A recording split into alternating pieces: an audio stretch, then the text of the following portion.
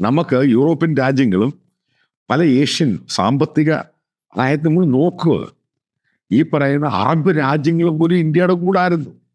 കാരണം അമേരിക്കൻ പിന്തുണ, കാരണം ചൈനയെ ഒറ്റപ്പെടുത്താൻ വേണ്ടി അമേരിക്ക ഇന്ത്യ കൊണ്ട് കിടന്നു.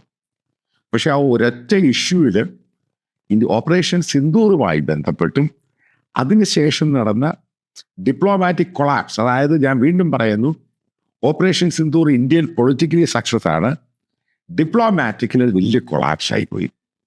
അതിൻ്റെ പേരിലാണ് പിന്നെ ഇത്രയും പ്രശ്നം ഉണ്ടാകുന്ന അഡീഷണൽ ടാരിഫും പ്യൂണിറ്റീവ് ടാരിഫും.